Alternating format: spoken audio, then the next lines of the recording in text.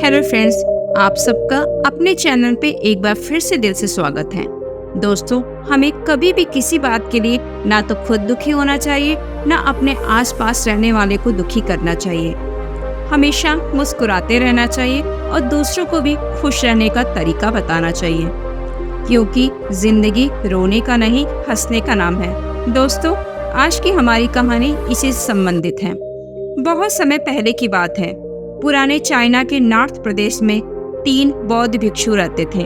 उनका नाम किसी को नहीं पता था, क्योंकि उन्होंने कभी भी अपने बारे में कुछ बताया ही नहीं था, ना ही कभी किसी बात का जवाब देते थे। वे तीनों भिक्षु बस एक ही काम करते थे। एक गांव में प्रवेश कर बाजार के बीचों बीच खड़े हो जाते थे और हंसना चालू कर देते थे। वे पूरे अस्तित्व के साथ हंसते थे। अचानक लोगों का ध्यान उनकी तरफ खींचा चला जाता था और धीरे धीरे उनके चारों तरफ एक बड़ी भीड़ इकट्ठा हो जाती थी। वे इतनी तल्लीनता के साथ हंसते थे कि संपूर्ण गांव उनकी हंसी देखकर हंसने लगता था और अपना दुख दर्द भूल जाता था। जब सारा गांव हंसी के समुद्र में डूब जाता तो वे दूसरे गांव चले जाते। ना ही वे सब किसी से कुछ बोलते, ना ही उपदेश देते और ना ही शिक्षा देते। वे जहाँ भी जाते ऐसा हंसी का माहौल बना देते कि लोग अपने सारे दुख दर्द भूलकर बस हंसने लगते थे। धीरे धीरे चाइना के लोग उन्हें बहुत प्यार करने लगे और पूरे चाइना में वे प्रसिद्ध हो गए। लोग उनका सम्मान करते थे, क्योंकि इससे पहले और इसके बाद कभी किसी ने इस तरह का प्रचार नहीं किया। ऐसा लगता था कि उन्होंने ब्रह्मांडीय मजाक को समझ लिया, जैसे कि उन्होंने ईश्वर की मर्जी को समझ लिया और उन्होंने एक शब्द का प्रयोग किए बिना पूरे चाइना में इतना आनंद फैलाया जितना आज से पहले किसी ने नहीं फैलाया था। लोग उनका नाम पूछते, लेकिन वे बस हंस देते। लोगों को हंसाते हुए समय के साथ वे तीनों बूढ़े हो गए और एक रात जब एक गांव में ठहरे हुए थे तो उन तीनों में से एक बौद्ध भिक्षु की मौत हो गई। पूरा गांव स्तब्ध रह गया।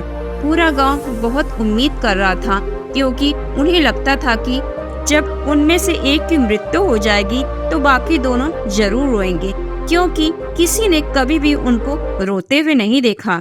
जब सुबह हुई और पूरा गांव इकट्ठा हुआ तो दोनों बौद्ध भिक्षु लाश के पास खड़े होकर जोर जोर से हंसने लगे और ऐसी हंसी हंसे कि उन्होंने इससे पहले कभी हंसा ही ना हो। गांव के बड़े बुजुर्ग उन्हें समझाने की कोशिश की कि आपका एक साथी मर गया, आपको इस प्रकार हंसना नहीं चाहिए। तब उस दिन पहली बार उन भिक्षुओं ने लोगों से बात की और कहा, हम हंस रहे हैं क्योंकि यह आदमी हम दोनों से जीत गया। हम लोग हमेशा सोचते थे कि पहले कौन मरेगा, लेकिन इस आदमी ने पहले मरकर हमें हंसा दिया। हम अपनी हार और इसकी जीत पे हंस रहे हैं। इसके अलावा यह कई वर्षों तक हमारे साथ रहा। हम एक साथ हंसे, एक दूसरे की मौजूदगी में आनंद का अनुभव किया। उससे अंतिम विदा देने का इससे बेहतर तरीका और क्या हो सकता है। लेकिन पूरा गांव उदास था। जब उस बौद्ध भिक्षु के शरीर को अंतिम संस्कार के लिए चिता पे लिटाया गया तो सारे गांव वालों को एहसास हुआ कि दोनों बौद्ध भिक्षु मजाक नहीं कर रहे थे, क्योंकि जो तीसरा बौद्ध भिक्षु था वो भी हंस रहा था।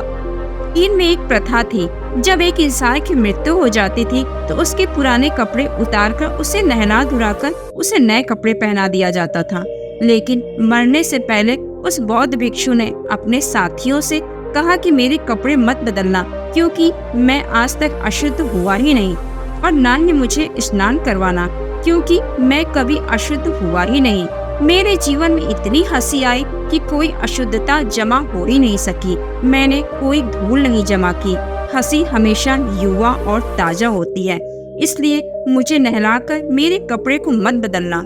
जब उस बौद्ध भिक्षु के शरीर को आग जलाया गया तो गांव वालों को पता चला कि उस बौद्ध भिक्षु ने मरने से पहले अपने कपड़ों में कुछ पुराने चीनी पटाखों को छिपा कर रखा था, जो आग लगने के बाद आसमान में रंग बिरंगे कब्रों में फैल गया। और यह देखकर पूरा गांव एक बार फिर से जोर जोर से हंसने लगा। तो दोस्तों, इस तरह से वो तीसरा बौद्ध भिक्षु मरने के बाद भी सारे गाँव को हंसा गया और यह देखकर तो बौद्ध भिक्षु ने कहा कि तुम बहुत चालाक आदमी निकले, मर तो चुके हो, लेकिन एक बार जाते जाते तुमने फिर से सारे गांव वालों को हंसा दिया। तुम्हारे द्वारा गांव वालों के चेहरे पे जो हंसी आई वह आखिरी हंसी थी।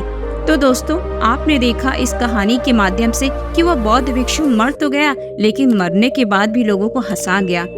इसीलिए हमें कभी भी किसी चीज का अफसोस नहीं करना चाहिए, गम नहीं करना चाहिए, हमेशा हंसना चाहिए और अपने आसपास के लोगों को भी हंसाना चाहिए। तो दोस्तों, आज की हमारी कहानी आपको कैसी लगी कमेंट बॉक्स में जरूर लिखिएगा तथा हमारे चैनल को लाइक और सब्सक्राइब करना मत भूलिएगा।